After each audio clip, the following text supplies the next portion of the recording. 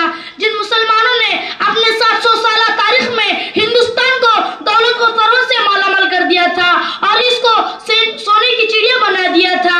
जिन मुसलमानों ने हिंदुस्तान में इत्तेहाद व इत्तेफाक का चमन लगा दिया था, हिंदू मुस्लिम एकता का चिराग रोशन किया था, उन्हीं को आज गद्दार वतन कहा जाता है। जिस वक्त ये मुल्क हिंदुस्तान आजादी के लिए तरस रहा तो इस मुल्क की गोदी में परवरिश पाने वाला कोई माई का लाल उतनी जुर्रत नहीं कर सकता था जो अंग्रेज की हुकूमत को ललकार सके और दुनिया की सुपर पावर ताकत का मुकाबला करने के लिए आवाज उठा सके।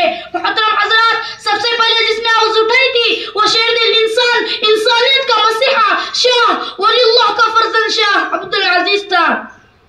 शाह अब्दुल अजीज रहमतुल्लाह अलैह की आवाज थी। वो आवाज ये थी कि अंग्रेज के खिलाफ जंग करना चाहिए और मुल्क हिंदुस्तान को अंग्रेज से आजाद करना चाहिए।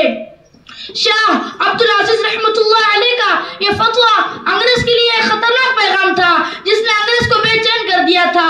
इसी आवाज के सहारे उलमाए हिंद सर पर कफन बांधकर अंग्रेज की हुकूमत को खत्म करने के लिए मैदान में निकल पड़े। फिर तारीख ने देखा कि उलमा को तोप के मुंह पर बांधकर गोला दाग दिया गया।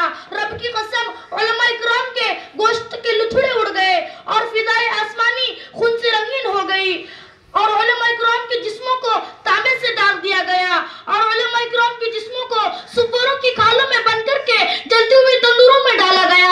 लम्हाते तारीख ने भी देखा कि उलमा को हाथियों पर खड़ा करके दरख्तों से बांधकर हाथियों को चला दिया गया।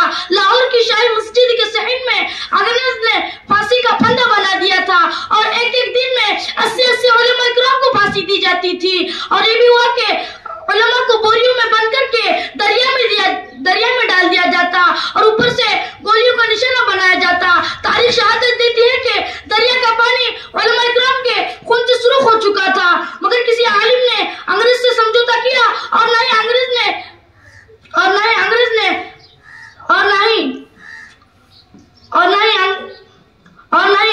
उलमा इकराम ने गर्दन झुकाई। आज हमारी तारीख मिटाने की कोशिश की जा रही है। जंग आजादी की तारीख से मुसलमानों का नाम निकाला जा रहा है और सितम बाला सितम ये हुआ कि हमसे सवाल किया जा रहा है कि तुम इस हिंदुस्तान को क्या दिया। ऐ मुहिब्बाने वतन, जाओ हिमालय की बुलंदी से पूछो, सरजमीन हिंद की शादाबी से पूछो, ताजमहल की फल्कबोस इमारत से पूछो, कुतुब मीनार से मालूम करो, लाल किला और जामा मस्जिद की दर व दीवार से पूछो। ये सब के सब हमारी अजमत की गवाही देंगे। हिंदुस्तान का चप्पा चप्पा इस पर शाहिद है कि हिंदुस्तान के इंसाफ और दानिशवरों, हमें बतलाओ कि हिंदुस्तान को कुतुब मीनार की बुलंदी किसने दी, जामा मस्जिद की पुरशिकोह इमारत किसने दी, लाल किला की अजमत किसने दी, ताजमहल की राहनाई किसने अता की। अहले जुनू बतलाएंगे क्या हमने दिया आलम को। मैं एक शेर के साथ अपनी तकरीर खत्म करना चाहता हूँ।